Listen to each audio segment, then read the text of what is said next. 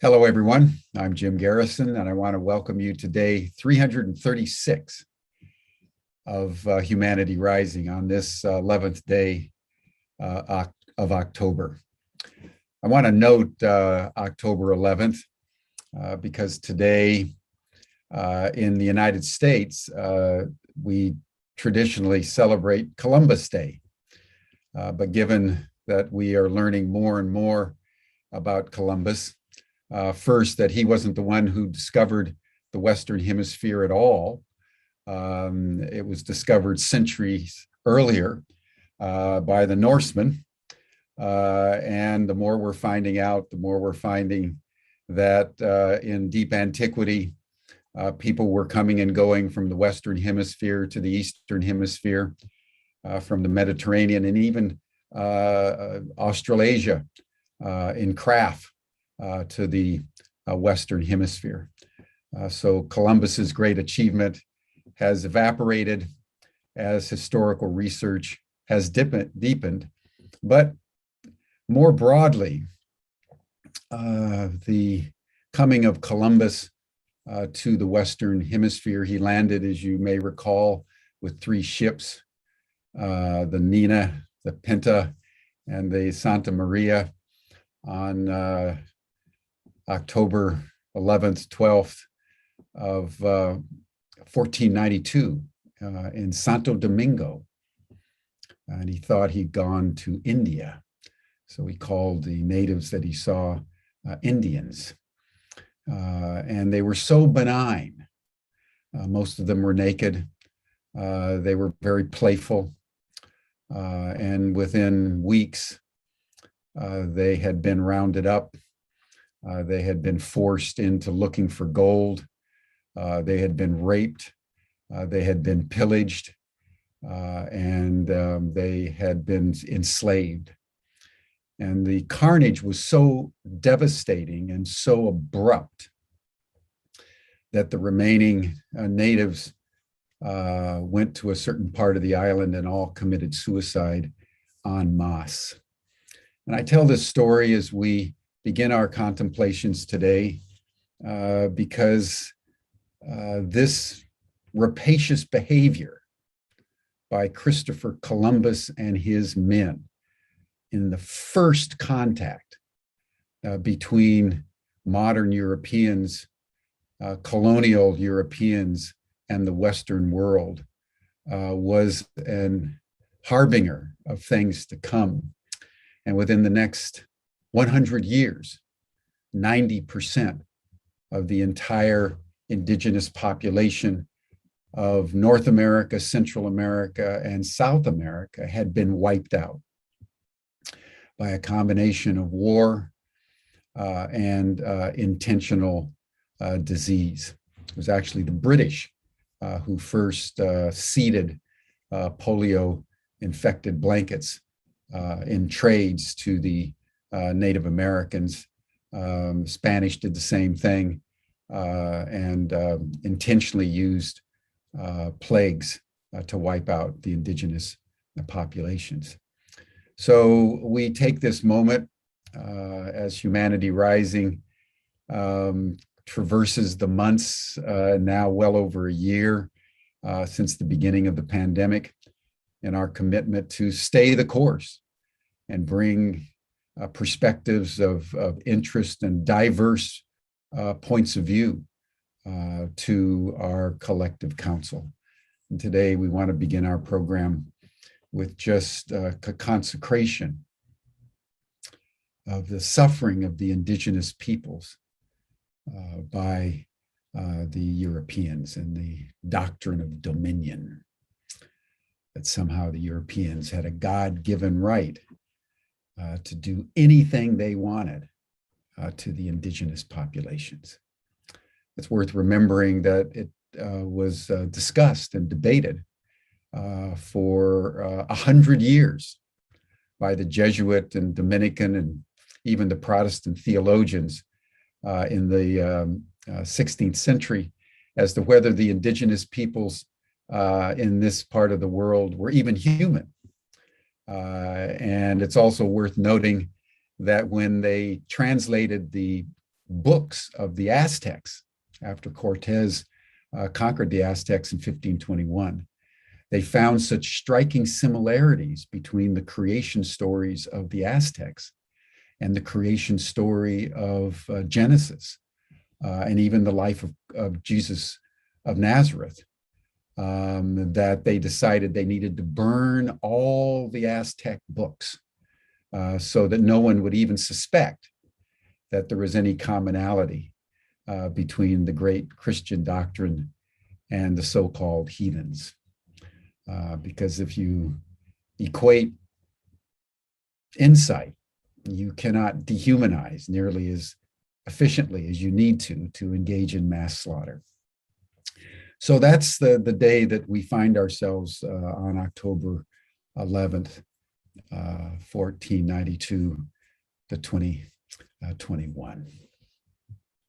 Let us pause before we engage in our dialogue for the day for just a moment, and let us center ourselves in our bodies. Let us take in our grief, our apologies, our remembrances of what we've done to the native peoples. Let us center ourselves in our hearts. Just close our eyes. And just for a minute, let us listen to our heartbeat in a spirit of gratitude and deep thanksgiving that on this day we can remember what we've done.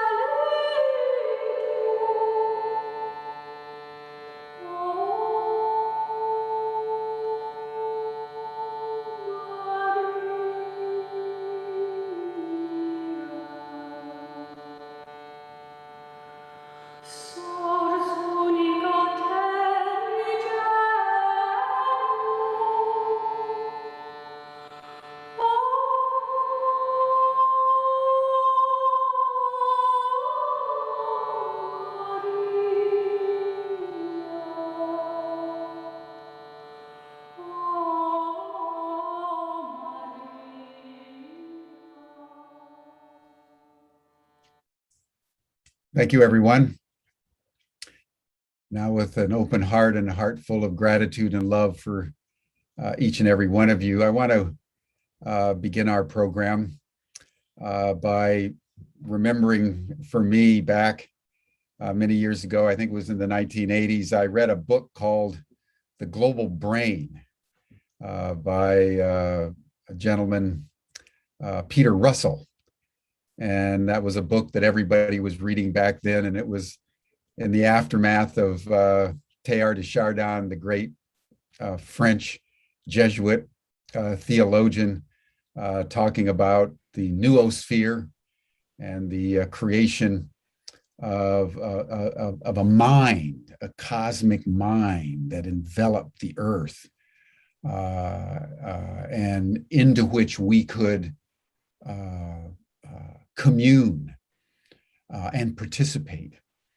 And the notion of Teilhard de Chardin was that the evolutionary development of time and biology within a cosmos of living conscious intelligence had created in our century, the 20th century, the beginnings of a global mind.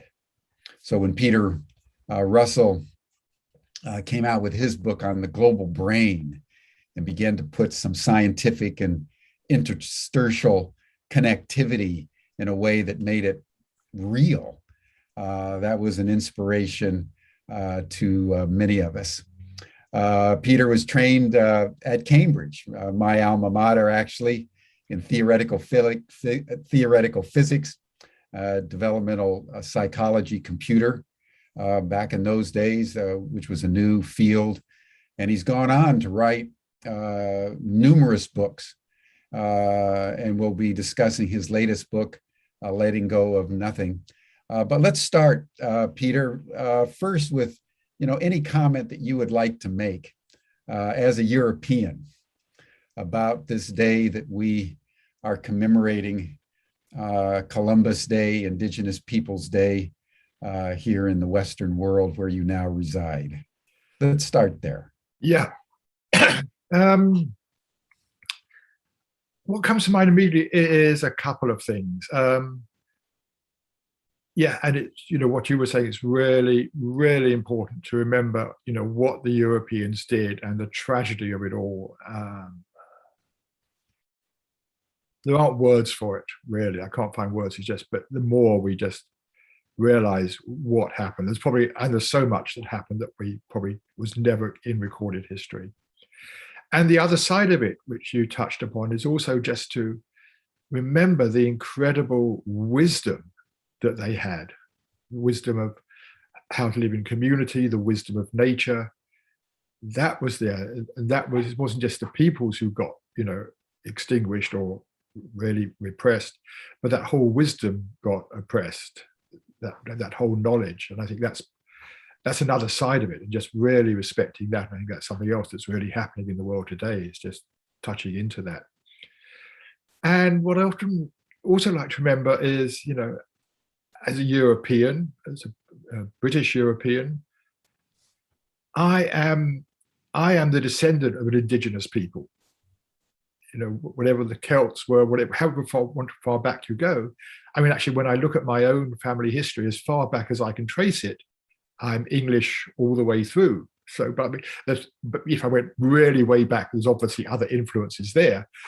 But we are indigenous people. This is what happens to indigenous peoples when you give them technology; they get greedy and all this stuff. So, where I'm going with that is, I think it's really important that the indigenous peoples that are still around, particularly those that are hardly touched yet by the European or the developed world, that we really try as hard as possible to not let them get so caught up in the world we've got caught up in, the world of technology, money, greed, power, all that stuff. To keep them insulated from that as much as possible, I think, is also really important. Yes. I'm just remembering too that over the weekend was Canadian Thanksgiving and Canadian Remembrance Day. I think the Canadians are actually ahead of the United States. At least they've apologized for what they've done to the First Nations people. But it's worth remembering that this isn't just a US phenomenon. It's also Canadian, and every country in the Western Hemisphere on this day pauses to remember its native peoples. And I think you're so right. All of us are indigenous at some point in our past, from some place, some tribe. The English, the Angles, and the Celts. The Welsh were the indigenous tribes there, conquered by the Romans, 2,000 years ago. And it's been quite remarkable that some of the indigenous people have survived, and some have lost their memories of their roots. And in that amalgamation, history is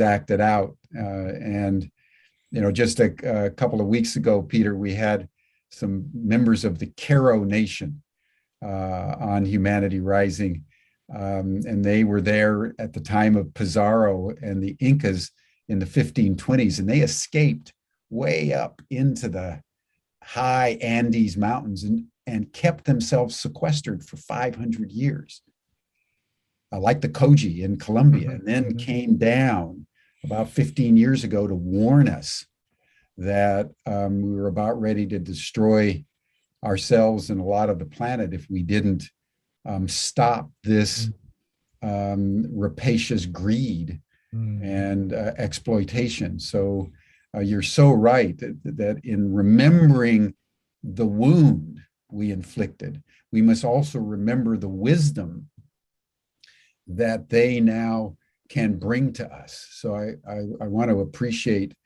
that point. And you know, the indigenous peoples all over have had their own notion of the global brain. And I'd like to kind of start with that, because that's really when you came to public attention, I think, because that book really resonated worldwide when you wrote it. And so I'd like to start with a little bit of your background. Tell us a little bit about your story, and how did you come upon such deep reflection on the global brain? Tell us that story of how that came about. Right. It had several different routes that came together. One was I was always interested in computers. I was one of these kids. I was building computers in my garage at home, a bit like Steve Jobs, but I never took it that far. But I was very simple stuff. I was fascinated by the logic of computers, how they worked, you know. And then I did a postgraduate degree in computer science at Cambridge. And part of my thesis there was actually linking two computers together, which was a new thing. We had something called the link, which was a cable about this big that came down through the ceiling from a huge IBM mainframe up on the floor upstairs, which took up, you know, a huge floor of the computer lab. And we had a PDP-7 downstairs, which was the first computer to have a cathode ray, to have a visual screen, had this circular cathode ray screen in the middle of it. You looked at it, drew lines and things. And that my actual thesis was working on the visual design. And it struck me, you know, that the future of computing, if you read all the science fiction stories back then, I was reading a lot of science fiction, the future of computing was all about computers being bigger and bigger and bigger, and computers being the size of a planet. And I realized, hang on, there's another thing happening here, which is the networking of computers. So I was actually seeing the very first networking of computers. This was 1970. And I realized that was the future, was networking of computers. No idea what it was going to be like now. So that was one thread that was going on. The second thread was Jim Lovelock had just come out with the Gaia hypothesis. And, you know, in the Gaia hypothesis, he's saying we have to think of the whole Earth as a living organism, and different systems play their role. You could say like the oceans, or a bit like the circulatory system, if you like. And, you know, you look at the rainforests, the role they play in the planet, and you can find parallels. And in there's a branch of science called general systems theory, in which, you know, you could place the Earth as a living system. It satisfied a lot of the qualities. I don't mean the physical planet, I mean the whole biosphere, the atmosphere, the soil, the oceans function together as a single living system, maintaining the optimum balance for life. And then the question was, well, what's humanity doing here? You know, we're this young upstart. We've just been around for a few million years, you know, which is a blink in cosmic history. What are we doing here? And, you know, with the networking idea, you know, what the human beings are, what we do that's different from other creatures is we are very, very good at processing information. So we are like the nerve cells of the planet. And so I started looking at parallels between the way the brain grows, the way humanity was growing. And of course, you know, the linking of computers, I saw the parallel there. It's like the linking of nerve cells. And it's interesting, you know, most of the nerve cells are there. Most of your nerve cells are there about six months after conception. And after that, the brain grows by the linking of the nerve cells. So that was a clear parallel I saw happening. And then you mentioned Teilhard de Chardin. He was very important influence in my life back then, I think, with many people. And he saw a collective consciousness arising, what he called the noosphere, which is like the thinking part of the planet. I mean, there's what he called the geosphere, which is the physical planet, the earth, the rocks. There's the biosphere, which is all the living beings on the planet. And then there's the noosphere, which is the thinking, all the thinking that's there on the planet. And so I saw the growing network of computing was actually what was needed for the noosphere coming together. And in fact, I mean, Teilhard de Chardin himself, towards the end of his life, he saw television coming along, and he said, "Oh, I think this is going to speed up the emergence of the noosphere much faster." I think if he'd been alive to see computers, he would have said, "Oh, this is going to speed it up much faster still." So that was a third thread. And then the fourth thread was I got very interested in meditation at that time and Eastern philosophy. And one of the things I realized as I did that was that nearly all our problems, whether they're personal, social, environmental, political, economic, whatever, most of our problems come back in one way or another to human values, human decisions, what human beings feel are important. And we spend a lot of time going out dealing with the problems. Okay, this needs sorting out, that needs sorting out, which is absolutely essential. But we're not looking at the root cause of the problems, which is basically human consciousness or the modes of consciousness we get caught up in. And seeing that in a way, most of the spiritual traditions, I've rejected religion as a kid. It was like a lot of weird mumbo jumbo with no relevance whatsoever to the modern times. But I began to see there was something to spirituality. There was something underlying all the great spiritual traditions, which was to do with the fact we get caught up in, whether you call it a self-centered mindset, a materialist way of thinking, whatever it is, they put in different ways, but they're all there to, in one way or another, give us practices, wisdom, whatever, to help us step out of that. And in a way, come back and get in touch with ourselves, our own divine nature, whatever it is. And I saw that that's what was needed also on the planet, was we needed to awaken our consciousness, to shift out of these more constricted, self-centered modes. And so in order for the global brain to really be a valuable global brain and not an insane global brain, there needed to be a shift of consciousness that went along with it. So part of the sub theme of the book, The Global Brain, was looking at how we could, or why we needed to shift our consciousness and how we could do it. So it was those four threads that really came together in the book. Yeah, and you're right. It's that. I think at the time it was one of those things that just, it hit a nerve at the right time. Yeah. Yes, it did, and is reminding me, another great work of that same period was Fritjof Capra's The Tao of Physics. Yes. Because as you say, once you get past the mumbo jumbo of kind of institutionalized dogmatic religion and to that substrate of deep mystical awareness, the way that the mystics, particularly in the Eastern traditions, were describing reality was strikingly similar to the latest research in theoretical physics and cosmology. Yeah. So the Tao of Physics was another seminal work of that time. Yes, definitely it was. Yes.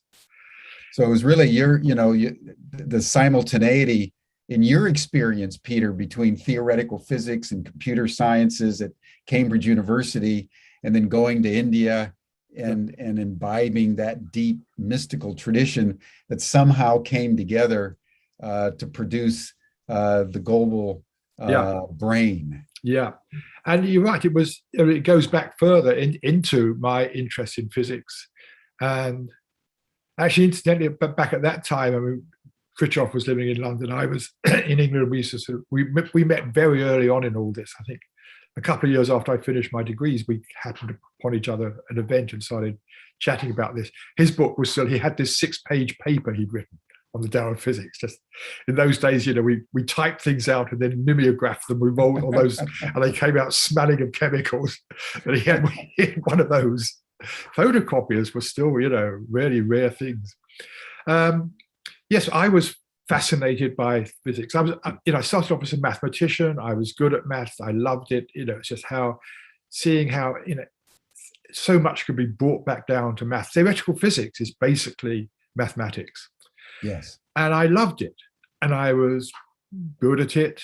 And yet, all through my life, as a kid, as a teenager, I was also interested in the mind. And there was what we called then the mind-body problem, which was like, how does the mind come out of the brain? How does consciousness come from the brain?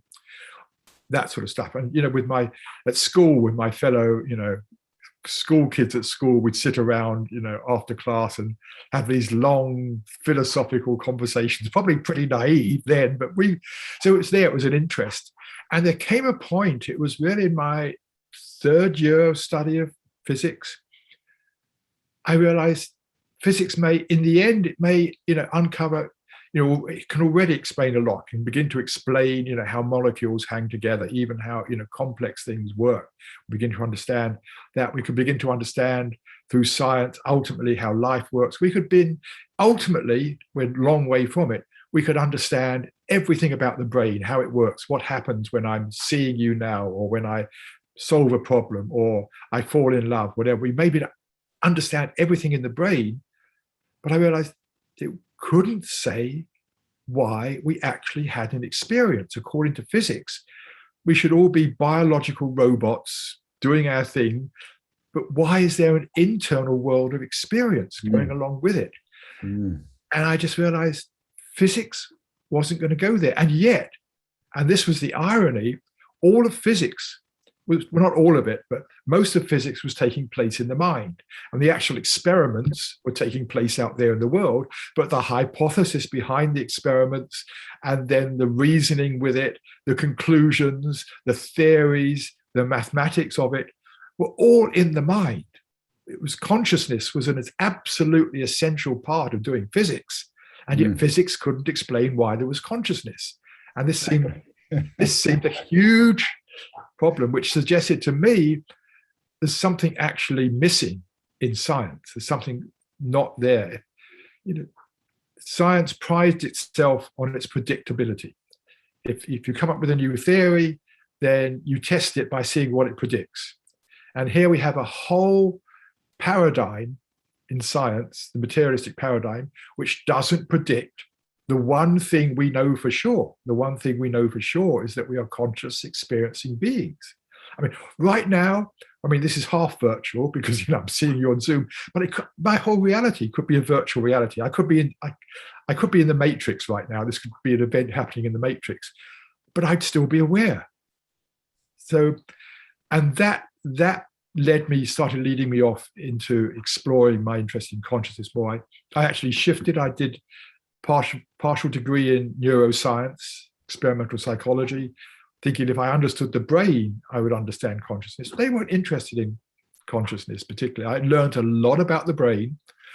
And then I realized the way you study consciousness is a totally subjective thing. It's not, you can't measure consciousness in the world. You can measure the brain, but you can't measure consciousness. The way you explore consciousness is by observing your own consciousness, which is what a lot of the mystics, spiritual adepts, recluses, or anybody who was actually meditating in a way was exploring consciousness. And so that led me to become interested in meditation as a way of exploring consciousness, which led me into Eastern philosophy, which led me into what I was talking about earlier, the realization of how important. Tell us about your journey to India. What did you come back with? What did you come back? What pearls of wisdom did you come back with, Peter? The journey itself was fascinating because in those days you could drive to India. And we all got together, 6 of us in a VW van with mattresses in the back, and we drove to India. Classic. That's classic. Classic. We drove to India. which in those days meant driving through Afghanistan, and which was, that's another tragedy. I saw Afghanistan when it was uninvaded. Beautiful people, beautiful country, many fond memories. But anyway, going to India was quite an experience. What I came back with, I think. What year was that? What years were those? 1969.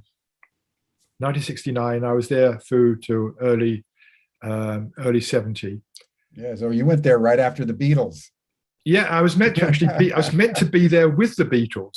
Actually, the Maharishi had invited me to come and join with the Beatles, which I'm glad I didn't. I mean, in a way, if I had, I could have all these stories of the Beatles I could now regale you with, and how they wrote Dear Prudence, but or whatever. Not so many about consciousness. Right. And I know people who were there with the Beatles, and they said it was a party. It wasn't.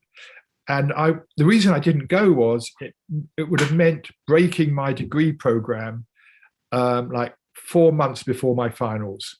And I could have done that and come back. But I knew, I needed to finish that year and do my finals. So that's why I didn't go. And I went the following year and to his ashram there. That was where I started.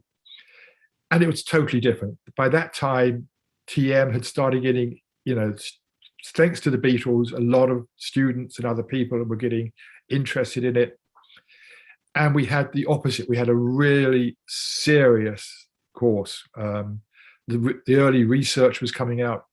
And so we just sit up late at night with the Maharishi, nailing him. Well, what about this? And if this state of consciousness, this happens, or how does it? So it was a real sitting down learning time rather than playing tunes. What I learned from that, I would say several things. Firstly, a couple of things I've spoken about, there really was something to spirituality. That became clear. And the need for that in the world today. And those two things, I think, have stayed with me through my life. Part of what I've been doing over the years is really look, what is that essential wisdom that's there in all the traditions, that's so clouded up by all the different doctrines and dogmas that get put on it and the different cultural trappings, but believing there's an essential wisdom that inspired all the great traditions. What was that? And the need for that in the world today. And that, I think, in all my books, that's been part of the underlying message is we need to raise the level of consciousness. And the third thing was, and that was really part of the value, part of the purpose of being there, was to go deep into meditation. We had a week actually just a solid 24-hour day meditate. We built up from like doing 2 or 3 hours to 4 hours to 6 hours to 8 hours to 10 hours to actually doing a week-long meditation, where it was fascinating because we built up to it. There was hardly any need to sleep. I mean, maybe we sort of doze off into sleepy meditations about 2 o'clock in the morning. But it was a mixture of meditation and yoga. It wasn't like just sit, but we'd sit in meditation, maybe do 2 or 3 hours meditation, do some yoga, go back into meditation. And the purpose of that, he wanted us to have really, really clear experiences of meditation. And I mean, I think anybody who meditates knows, if you sit down for 20 minutes, the first 5 minutes is full of whatever's going on, and gradually that gets less and that gets less, and after 10 minutes you're really settling down. It gets deeper as you go on. It's the same with doing a long meditations or being there on a retreat for several months. You really get to just sit in that silence for a long period of time and just really tasting what that is like. And that was so valuable, just having the experience of why meditation is so helpful, what it's really about, what those states of consciousness are like. And it's not about achieving some great, amazing, fantastic state. When I first started, getting interested, before I went to India, I was reading the Upanishads and things, and they talked about the pure consciousness, the self, the Atman and Brahman and all this stuff. And I got the impression, I think a lot of people do when they start, it's like, oh, I'm going to have some amazing, exotic natural LSD trip or something, and it's going to be wow. Until we start looking for this amazing experience, and just gradually over time realizing, no, it's not some new amazing experience. It's just what it's like to be when the mind quietens down and you're not caught up in thinking and all this stuff we get into.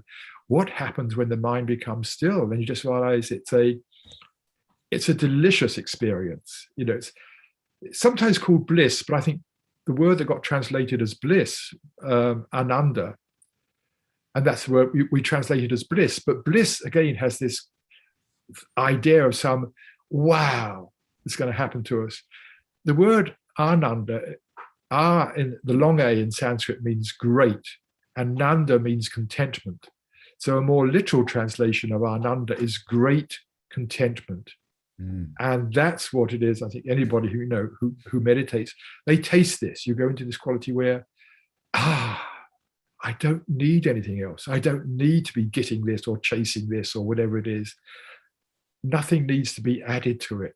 I mean, that doesn't mean to say there's not a lot we can do in the world, but I think when we taste that, we come out in a more centered way, and then we come back to being in the world in a way that's coming from that inner sense of peace, lovingness, so that we can come back and work in the world, do what we have to do in the world without being distracted and caught up in all our egocentricity and stuff and power struggles and greed, whatever it is. So it's a way of clearing the mind from all the stuff that gets in the way and leads to so many of the problems.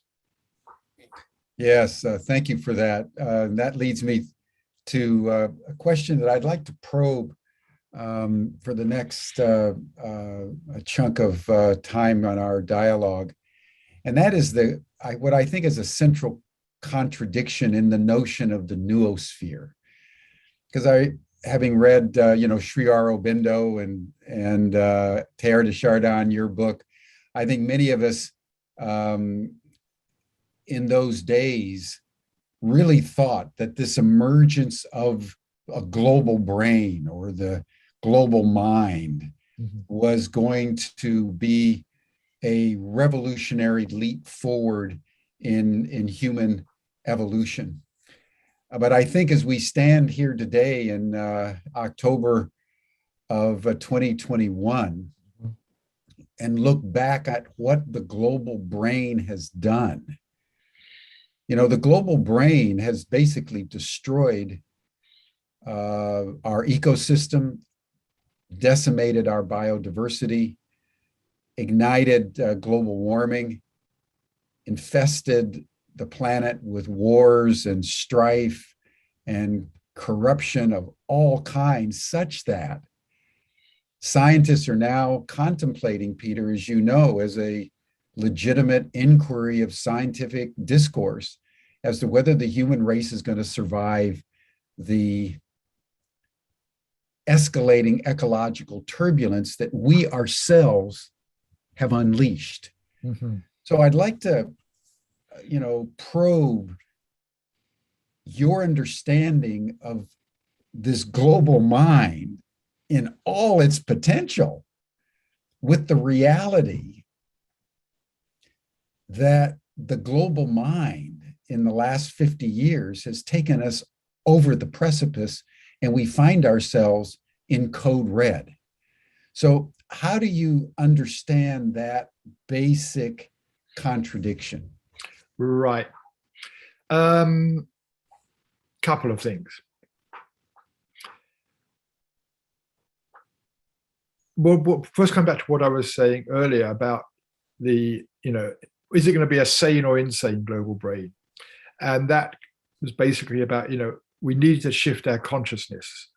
And the consciousness behind most of what goes on in the global brain is the old materialistic, me first, hang on to control, power, whatever it is, conflict driven, stuck in valuing economic models, etc. The old consciousness is still there, and that's driving the global brain, the old consciousness. So that hasn't changed enough, not significantly enough, to really have a major influence on it.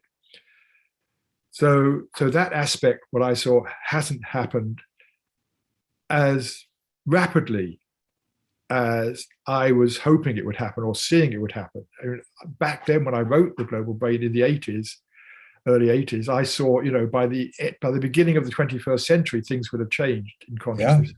Yeah. And they have.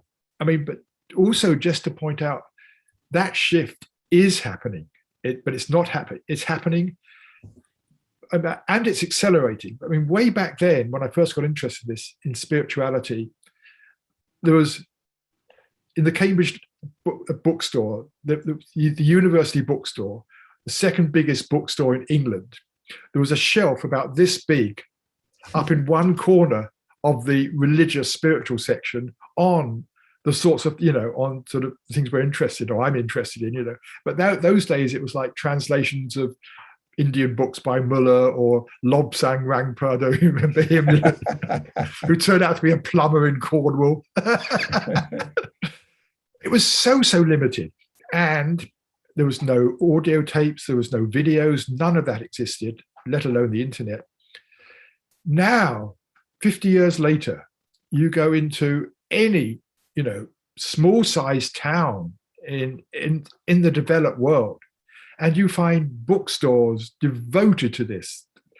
I don't know how many hundreds of thousands of books have been devoted, and videos made, and audio recording, and CDs. All of that is coming from people doing their own explorations, their own discoveries, their own awakenings, recording that in some way to put it out there to the world. I read what people write or listen to their recordings. And when you do that, you have positive feedback. So things keep growing faster and faster and faster. I think I saw recently a statistic that 27% of the US population does yoga in some form or other, which is, back then, I thought, when I first came across yoga, which was back actually in the early 50s, when I was started getting interested in this stuff as a school kid, I thought yoga was about lying on beds of nails and sticking needles through your cheek, or swallowing long lengths of cloth and cleaning yourself out. That's what now it's just. But just to point that out as the change, meditation hits the front cover of Time magazine, so it's becoming more and more mainstream, but not as rapidly as I hoped. And there's a good side to the internet in all of this. I mean, here we are, thanks to the internet, talking about this. The whole Humanity Rising series is thanks to the internet. None of this would have been possible before. So there's so much good stuff. I mean, even just the fact that now we have a whole global awareness we never had. The fact that, through anything, whether, social media, other things, we are aware of what is going on in other countries, direct live video feeds of stuff that's happening. So that awareness is increasing. The global awareness we have now, particularly, what the younger generations have in terms of their awareness of the globe, what's happening, the seriousness of the problems, wasn't possible without the internet. So just to point out, there's two sides. Yes, it hasn't had the overall positive effect, but there is a positive effect there in terms of the awakening of people that really is going on, and that is accelerating. That's going faster and faster. So I see there's three accelerating trends happening together on the planet.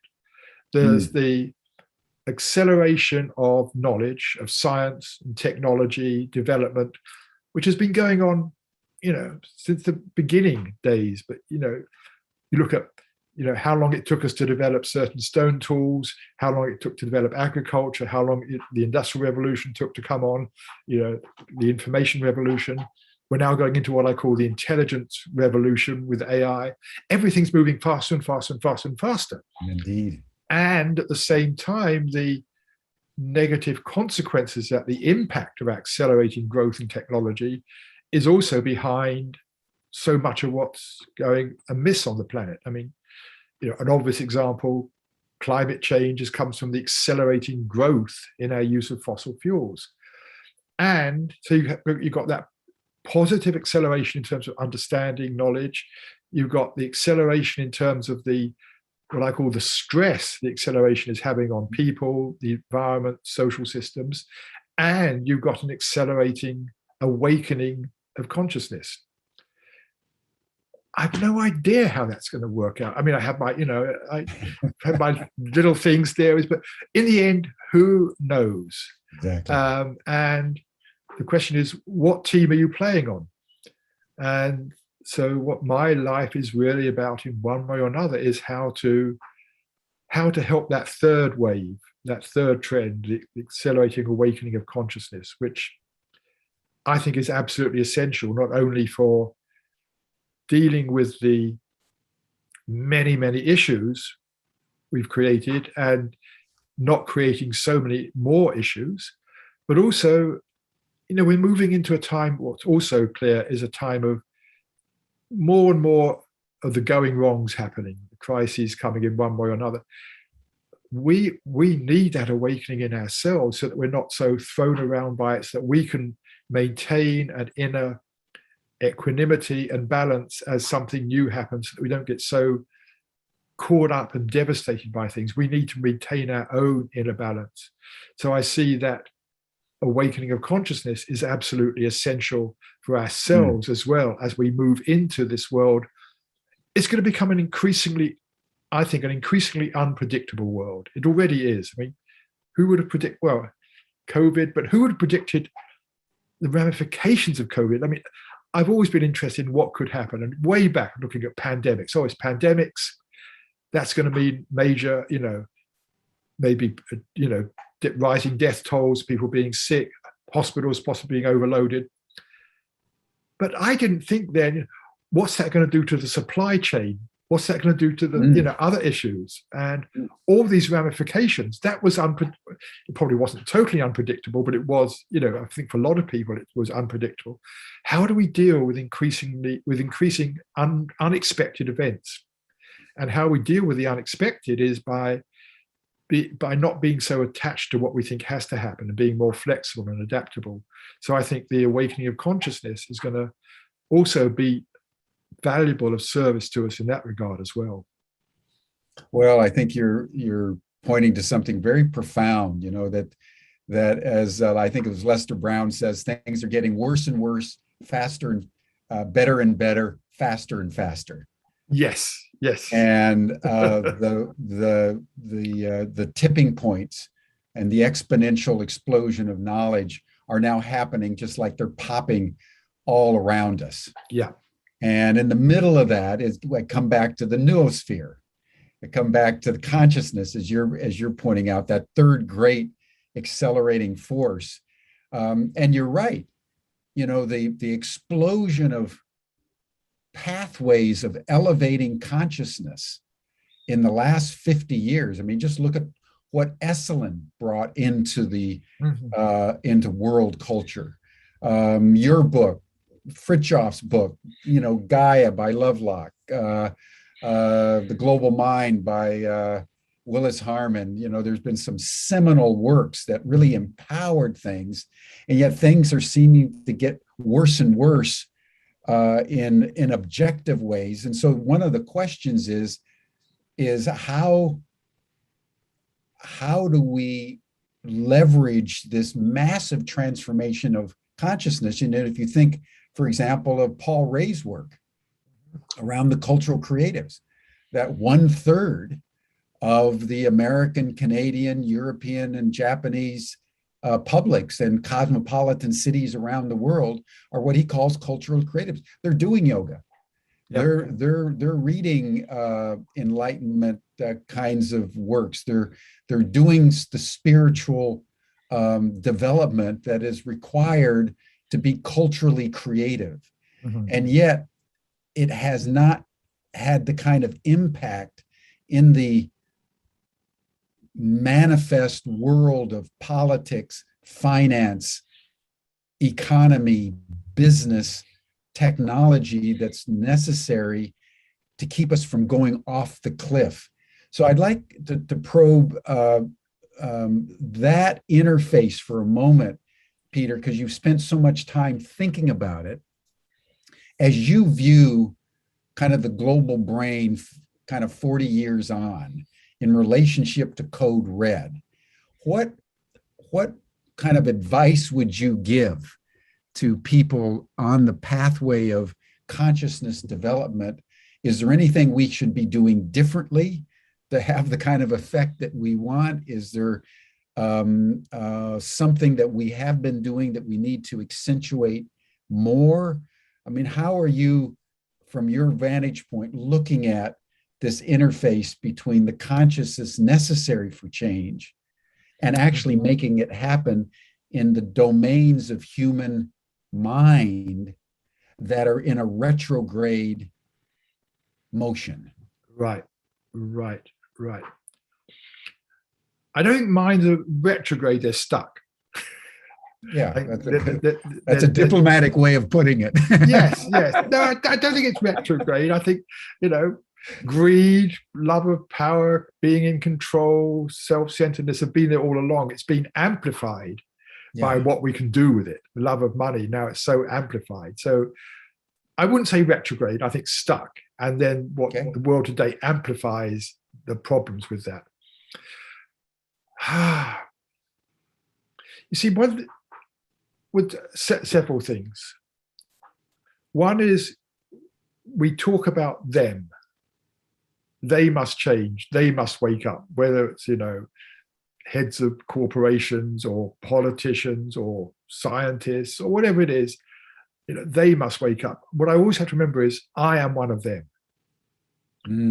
And the awakening of human consciousness is not something, I can't awaken the consciousness of a politician. I can't help them have directly. I don't have that influence. Maybe their partner can or something.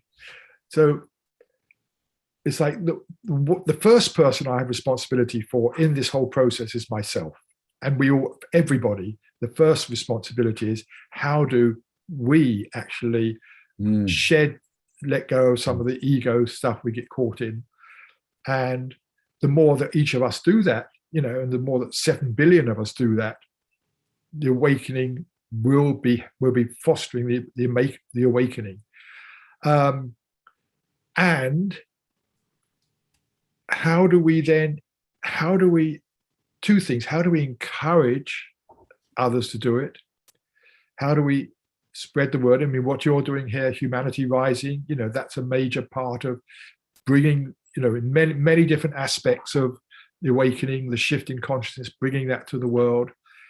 How do we do that? But also, how do we make it simple, straightforward? And I think that this has been part of, what I was touching on earlier, my own journey is when I first started getting interested, it was like I made it so complex, so difficult.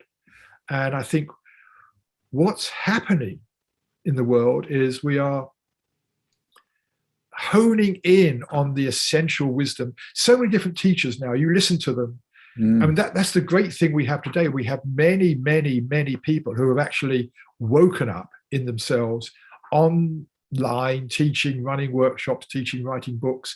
And if you look at what's happening, they're all coming down to the same central message, which is it's actually much, much simpler than we thought. And so the more we can simplify the message, the more it becomes something that other people can take up, instead of seeing, oh, this means I've got to get into doing this and accepting this philosophy or whatever it is.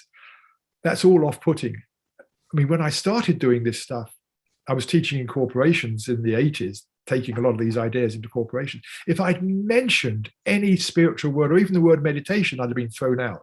So I had to choose my language very carefully.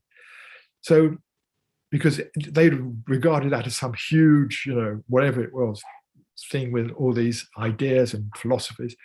So keeping it simple, and this is happening. So I think, the way I answer your question is there's lots of things we see that should be happening, what other people should be doing.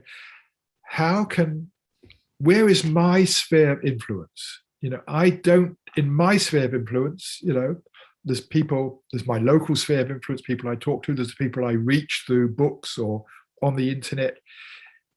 It's how can I put out what I think is, important in my sphere of influence. Some people's spheres of influence, they may be friends with the president. That's their sphere of influence, and they can do something there. But sometimes I think we may spend too much time caught up in what other people should do, as opposed to how can I help them? How can I facilitate this shift? What is my role in facilitating this shift globally? And there's, billions of us. There's probably hundreds of millions of us in that role of actually being, exploring this and knowing this is important. What can we do to push this forward in the culture? Mm-hmm. Well, and that's right. the way the Noosphere. Basically, we're just pushing that acceleration, keeping that acceleration going.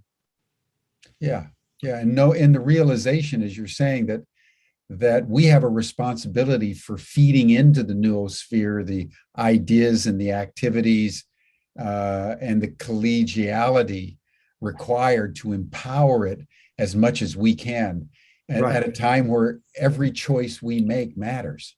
Yeah. I think that's a true statement in our world right now, is that every single one of our personal choices matters. Yes. And that leads us to your new book, Peter, Letting Go of Nothing. And it's interesting to me that it's coming out, in the aftermath of the Secretary General saying we're now in code red for humanity. We're coming up, in the 1st through the 12th of November for the Conference of Parties dealing with climate related issues, COP26. Which is being called the most important COP in history. There's a lot of frenetic activity hither and yon, and you're saying, let go of nothing. So let's, under current circumstances, sir, what do you mean by that? Right. Good. Nothing means no. The word nothing is no thing. And the point here is, we think we're letting go of things or whatever it is, or whatever. We think that's what we're letting go of. It's not. What we're letting go of is our attachment to whatever it is, our attachment to things, to how things should be, to our beliefs, whatever it is. And our attachment is actually not a thing. It's the way we see things. So it's the mindset or lens through which we see the world. We get attached to thinking this is really important, and this then conditions us or gets us upset when we don't get what we want. I think of it as like the lens through which we see the world. So if you're wearing, blue tinted spectacles, you see things in your world as blue. You don't see the spectacles. You see through them to the things. The spectacles color how you see things, but the spectacles aren't things in the world you experience. In the same way, I have this whole experience of what I'm seeing, feeling, but also my thinking, my feeling. All of that is seen through the lens, which is where the attachment is. So what we're letting go of is not the things we experience so much as the lens through which we see things. So it's about a change of mind. So it's not letting go of the thing, is letting go of the no thing that conditions how we see things. So it's complex, but that's what's behind the title, but also deliberately provocative. If I made the title and explained it that way, it would have been very boring. So it's deliberately provocative. And it's the theme, I think, of all the great spiritual traditions. I mean, that's one thing, I came to in my sort of looking, what is the common theme behind all the traditions? It's there in every tradition, whether it's, letting go of desires, letting go of judgments, forgiveness, surrendering to the divine, whatever it is, it's all letting go in some way or another is there as the foundation. And that's part of what inspired me. But also, as I was saying earlier, we need it now. We need to be letting go of our attachment to how things should be, which often comes from the past, how things were, or letting go of our attachment. This is how you solve a particular problem, to coming back to ourselves, to begin to look at things with fresh eyes. I think that's something that's really important. We look at things with fresh eyes rather than the eyes of the past. What do we need to do here? What can I do? What's needed? So I think the letting go of our attachment to the past or expectations of how things should be. I was talking about the unexpected. The best way to deal with the unexpected is not to be so attached to, again, what it should be or how we should respond. So that was part of the motivation. I think we need this for the world that's coming, but also it's so important for ourselves, because when we get, if you're upset at somebody, you get attached to, this is what they should have done, this is what they did wrong, or whatever it was, they didn't respect me. We have some story in our mind about how things should be, and we hold on to that, we get attached to that. And so 6 months later, we can still be pissed off at somebody over something they did 6 months ago, and they don't even know we're still pissed off. What we're doing is we're hurting ourselves. I think it was Buddha who said, holding a grievance is like drinking poison and hoping the other person dies.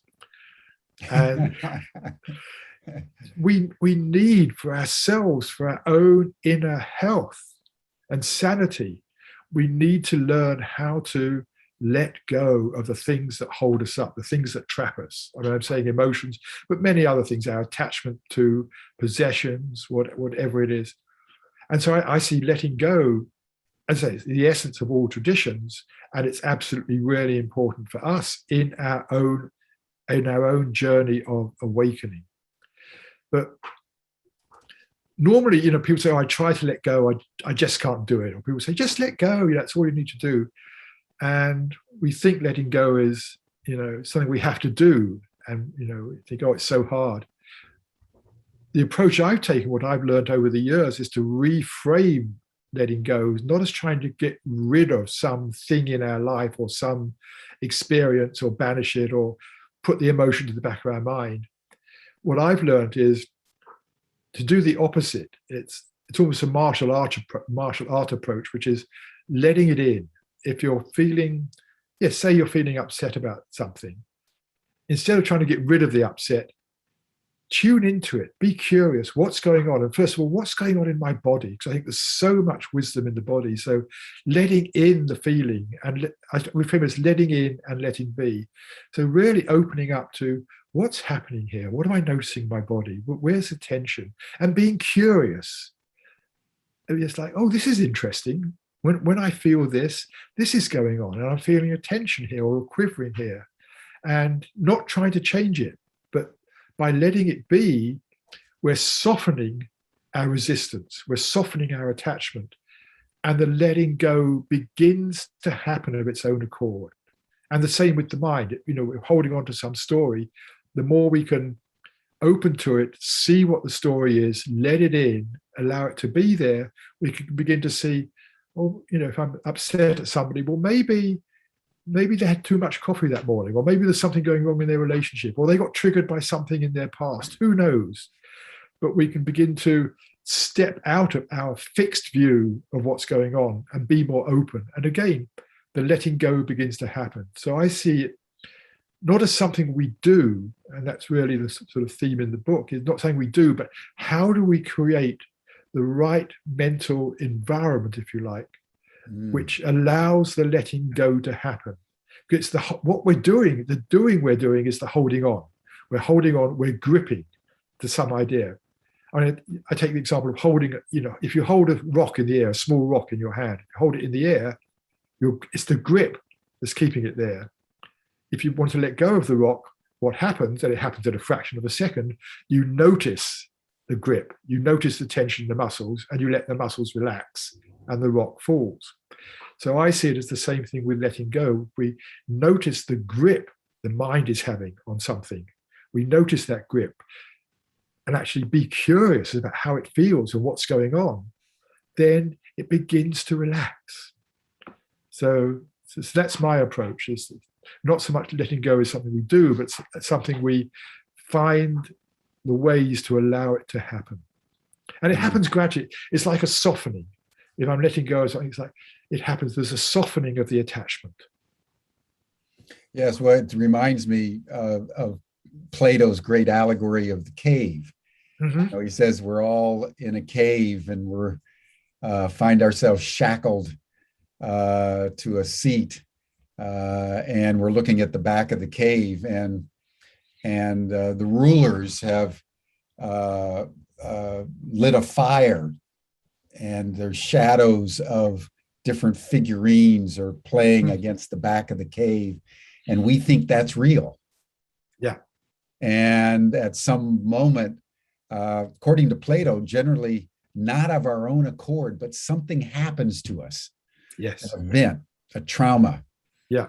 that dislodges us, and all of a sudden we realize that these are shadows, Hmm. and we look around and see the sun coming in from the front of the cave, and we get up, and then he says we realize that our shackles on our wrists and our feet have been put on by no one but ourselves. We can Absolutely. take them off, and then we walk to the mouth of the cave and we see the world for the first time. Yeah. And then one of the questions we have to ask ourselves, having woken up, is whether we go back into the cave and try to liberate the other people that still think that the shadows at the back of the cave are still real. Mhm. And the crucible here, says Plato, is that if you go back into the cave and try to wake people up, they could kill you because they're so attached to the no thing Right.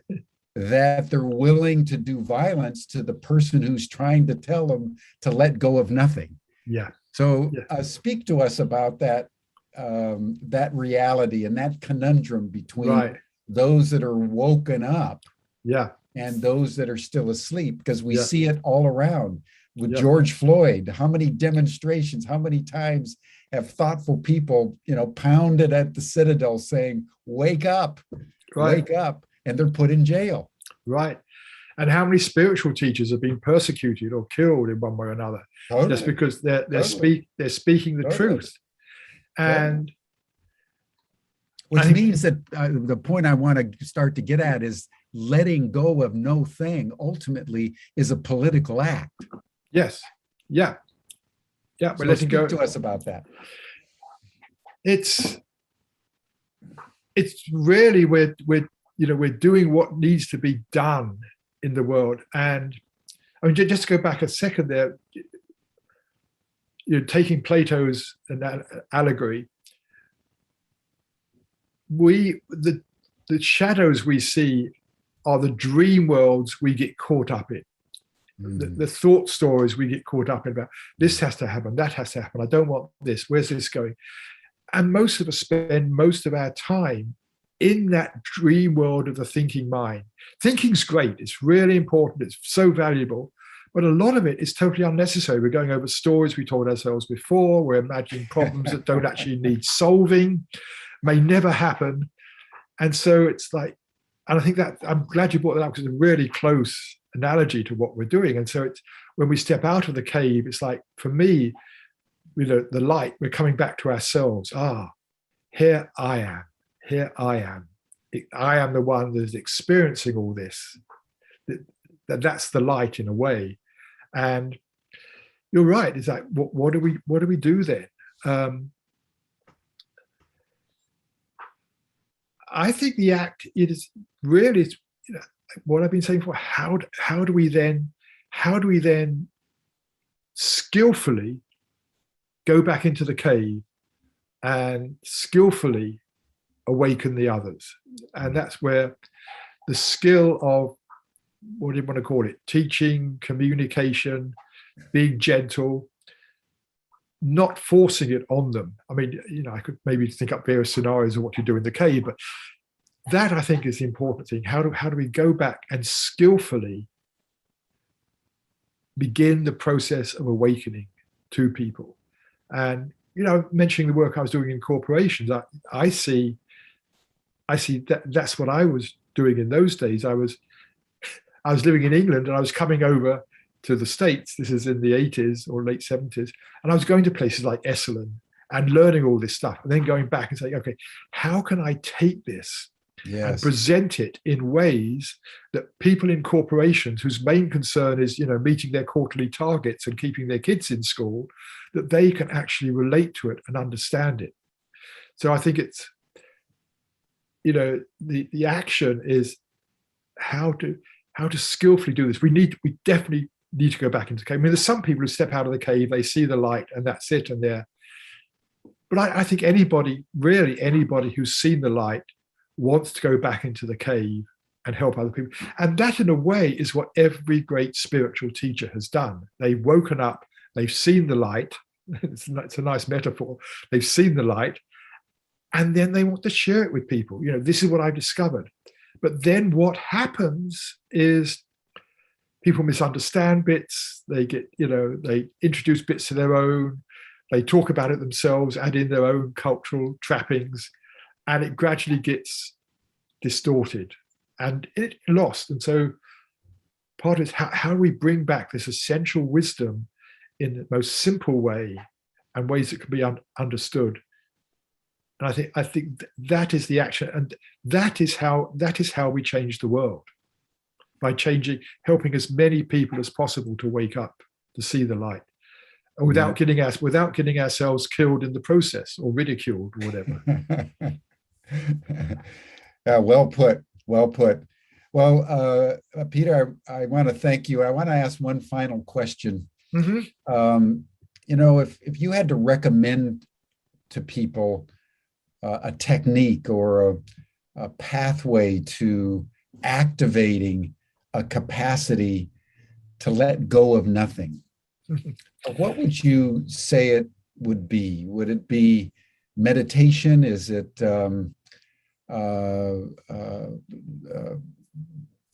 nutrition? Is it getting involved in politics? I mean, what would be some guiding points that you would leave us with today, knowing we need to let go of nothing? We need to let go of our illusions at a critical moment where we need to build the light up in the noosphere. What are some techniques you would leave us with that have been meaningful to you? Many things. Well, first of all, meditation has obviously been meaningful for me. What I suggest to people, who don't practice meditation or something, is a very simple thing, which I use a lot, which I call just pause. And I have notes around my house just saying pause. And whenever I come across one, what I do is I just stop for a moment and pause my thinking. Wherever my thinking was going, it's, I'm caught up in this, wondering about this, I've got to do this. Pause my thinking for a moment. And when I do that, the present moment begins to reveal itself again. I notice, there's bird song, there's traffic noise, there's this going on in my body.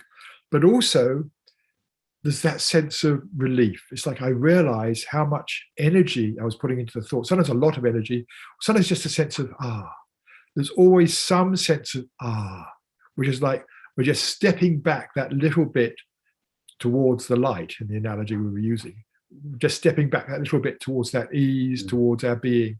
And just doing that, whenever I think about it many times a day, I'm just stepping back from that illusion I've got caught in the world.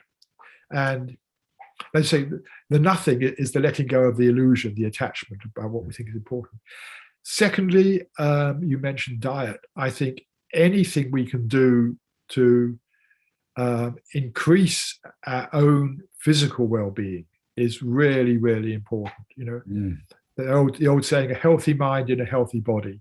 So whatever it is, diet, exercise, anything that actually enhances our ability to live with to live more cleanly, with less problems, etc.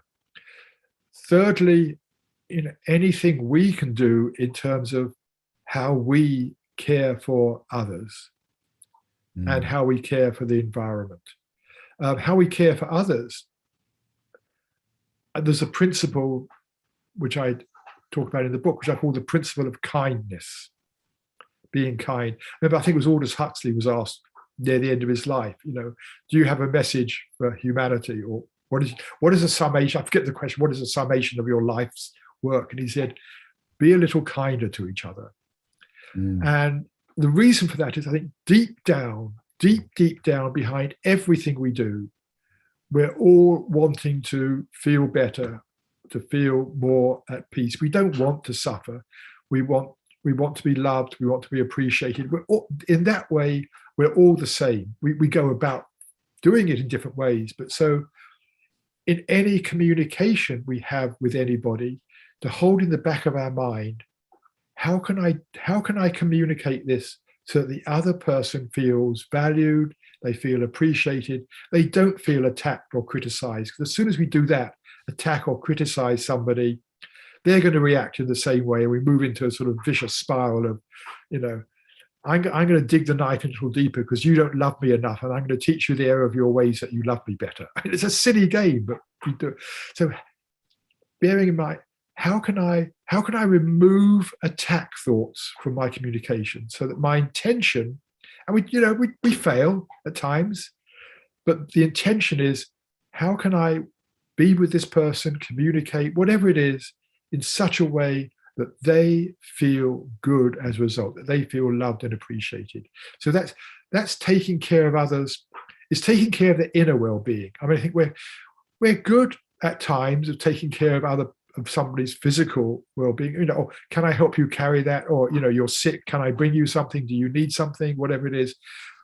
We're fairly good at that, but we're not so good at really taking care of another person's inner well-being. So that taking care of others is really important. And the obvious thing of, how do we take care of the environment? How do we live? How do we live lightly? How do we reduce our carbon footprint? All of that stuff is important. And what we've been saying throughout this, or I've been saying, is, and how can I encourage other people? How can I keep spreading this? The more we do that, the more people we can reach with whatever we think is important, the more that's going to keep that accelerating growth of consciousness happening. Thank you, Peter. You are a wise man, and I think you've indicated some very deep reflections today. And I just want to acknowledge your work over decades now, and your unceasing commitment to make a contribution to the furtherance of human evolution at this critical moment. And you have come to the same conclusion as the Buddha and the great avatars, that in the end, you just have to let go. We all just have to lighten up. We have to lighten up. Yes, that's another meaning of enlightenment. People see enlightenment as seeing the light, or some huge, I'm enlightened in my thinking. That's another meaning of enlightenment, is lightening up. We're lightening up the load we carry in our minds. Yeah. And you've helped us do that, and I feel better already. So thank you very much for this. It's been worth just pausing on this day of remembrance of the indigenous peoples, that particularly the Europeans and the colonialists just need to lighten up and let go of nothing. Yeah. Because it was the accoutrements of all that weight that caused us to do so much damage. And Peter Russell today is saying, let it all go.